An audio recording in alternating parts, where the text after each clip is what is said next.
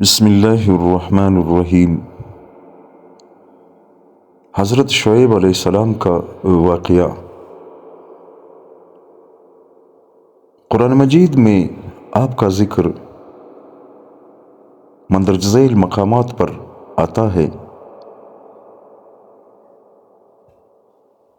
سورہ اعراف، سورہ توبہ، سورہ ہود، سورہ الحج، سورہ شعراء، سورہ عنکبوت۔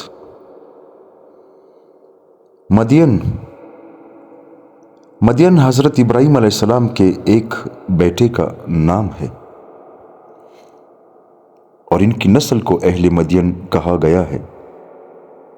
یہ حضرت ابراہیم علیہ السلام کی تیسری بیوی قستورہ کی اولاد تھے۔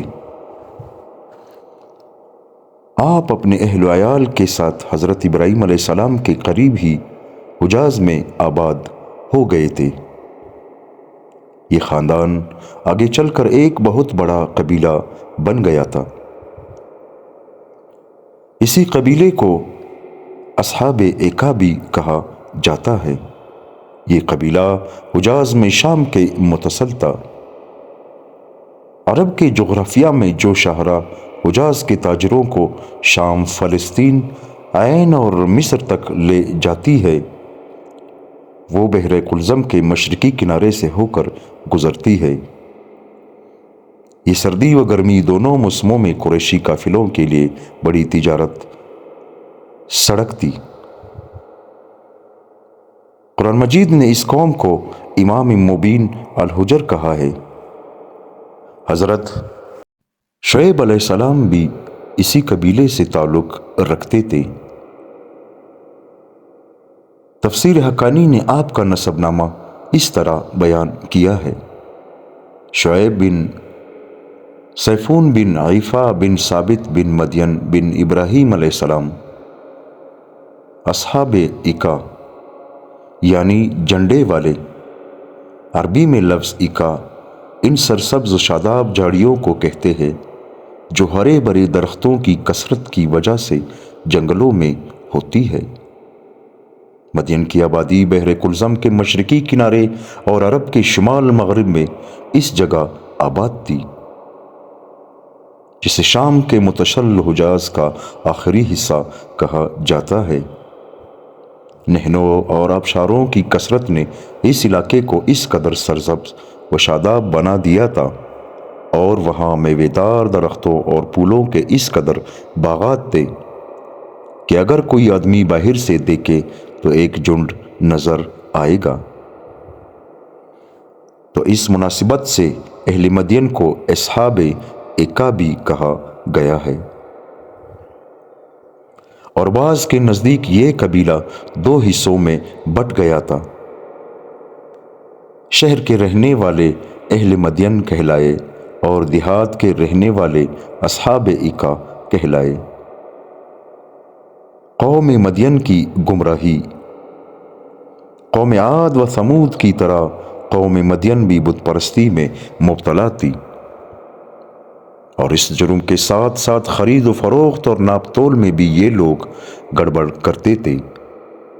معاملات میں کوٹ اور ڈاکہ زنی اور مال کی فروانی ان کو اس قدر مغرور اور متکبر بنایا تھا کہ وہ ان تمام کاموں کو اپنی ذاتی میراث اور خاندانی ہنر سمجھ بیٹھے تھے۔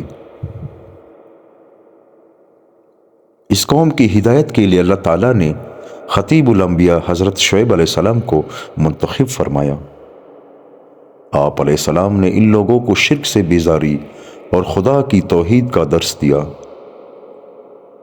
اور رشد و ہدایت کی تعلیم دیتے ہوئے اللہ تعالیٰ کی طرف بلایا اور ناپ تول کو پورا رکھنے کی ہدایت دی، جیسا کہ ارشاد ہے: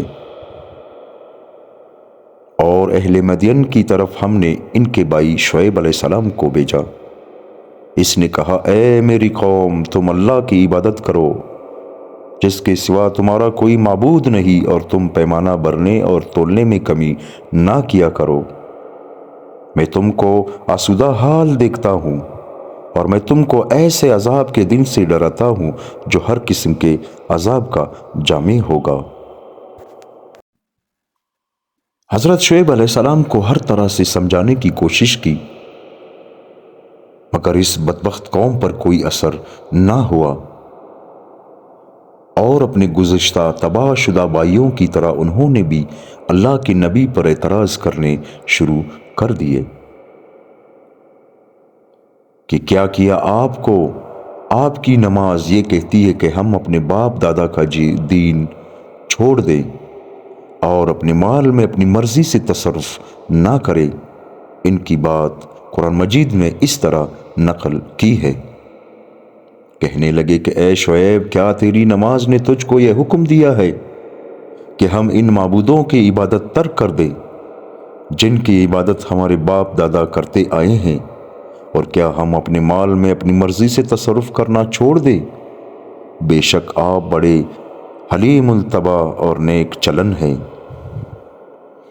آپ پر چند کمزور آدمی ایمان لائے، اور مالدار افراد اور قوم کے بدماشوں کا یہ طریقہ کار تھا کہ جو لوگ شعیب علیہ السلام کی خدمت میں دین سمجھنے اور قبول کرنے کی غرض سے آتے، ان کو راستے میں روک کر ڈراتے، دمکاتے اور مسلمانوں کے روبرو جاہلانہ شکوک و شبہات پیش کرتے اور دین حق میں ٹیڑھی ٹیڑھی باتیں نکالنے کی کوشش کرتے۔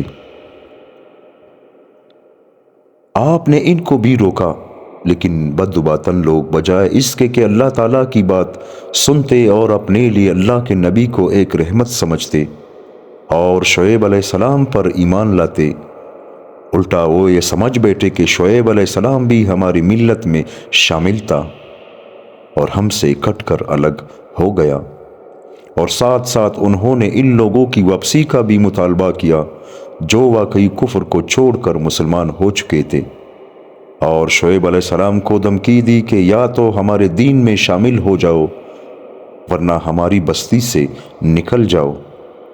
اور شعیب علیہ السلام سے کہنے لگے کہ اگر تیرا اتنا بڑا قبیلہ نہ ہوتا تو ہم دیکھتے کہ تو کس طرح ہمیں اس دین سے ہٹاتا، ہم تجھے سنسار کر دیتے۔ حضرت شعیب علیہ السلام نے ان کو جواب دیا، کیا میرا قبیلہ اللہ سے بھی تم کو زیادہ عزیز ہے؟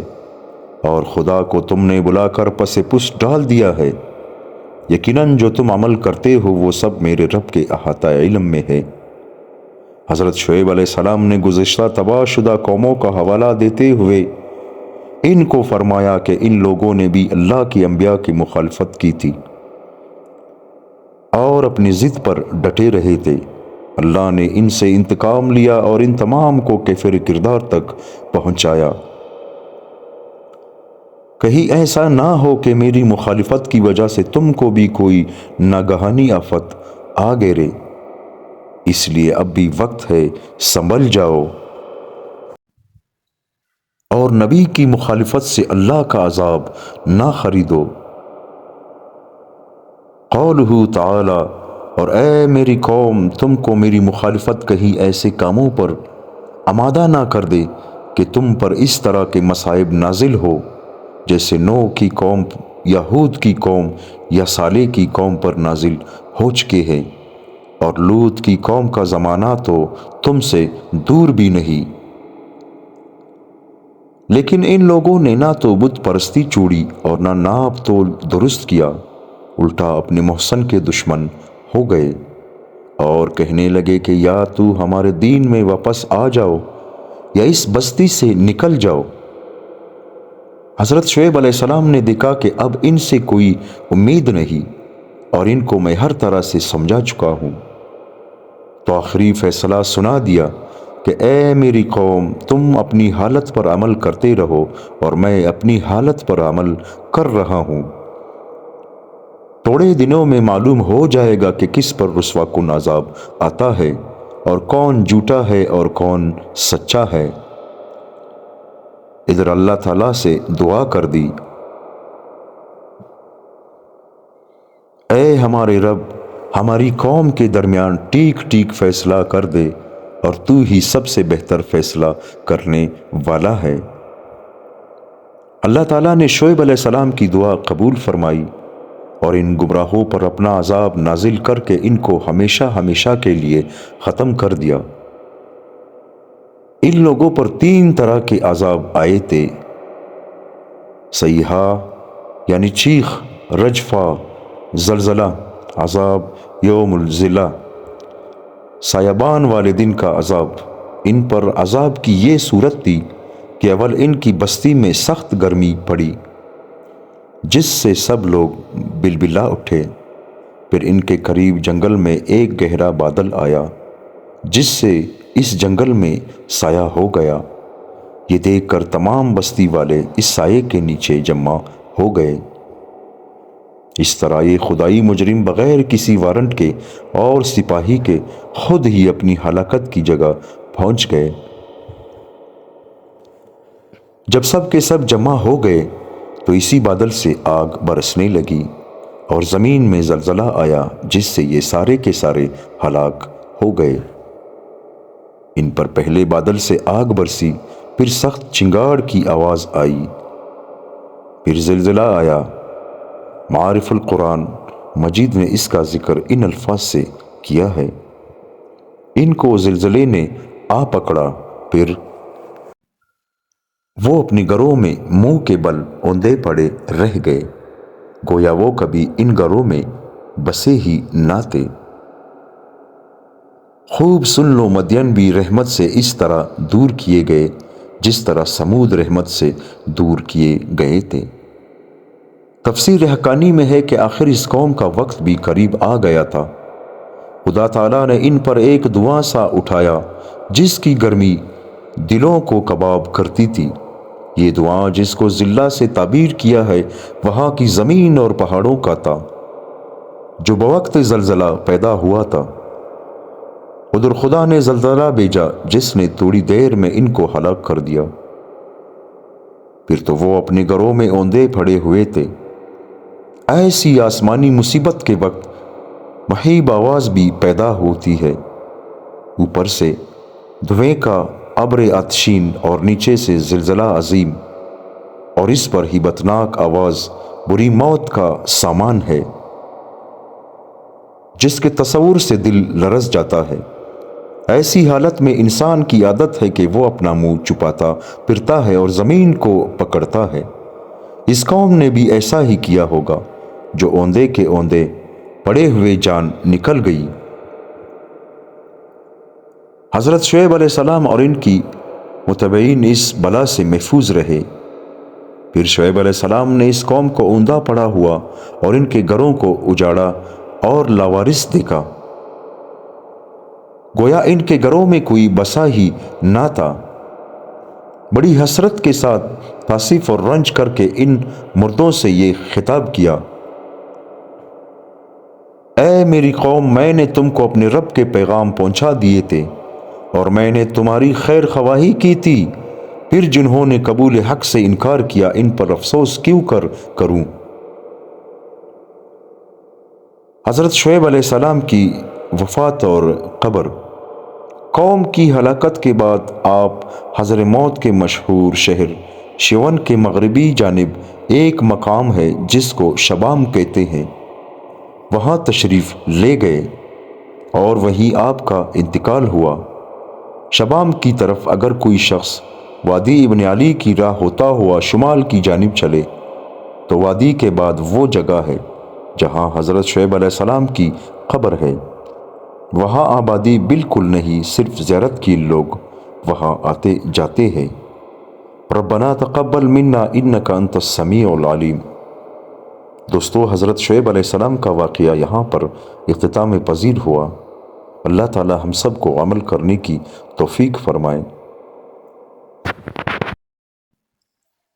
منہ نہ تو ہرگز نصیحت سے پھرا، دین کی باتیں سناتا رہ سدا، گالیا دے کوئی یا مانے برا، جائے نصیحت ہے عرصے انبیاء، نوح اور یونس کا ورثہ یار ہے، اہل مدین سے ہوئے عاجز شعیب، 100 طرح کے آپ پر درتے تھے عیب، اور نبوت میں کیا تھا شک و ریب، ایک صدائے غیب آئی جو آئی ز غیب، ان کا ویران آج تک گھر بار ہے، ایک بھی کافر نہ آیا پھر نظر، مر گئے فانی ہوئے سب گر کے گر، بلکہ سارے گر پڑے دیوار ادھر۔ کوئی وہاں بستا نہیں اب تک بشر، بچ گئے مومن خدا غفار ہے۔ سختیاں کفار نے حضرت پہ کی، آپ نے جز صبر دم مارا نہیں۔ کی نصیحت سب طرح ان کے تئیں، تاکہ سیدھی راہ پہ آوے یہ لائی۔ ہم کو بھی سنت وہی درکار ہے۔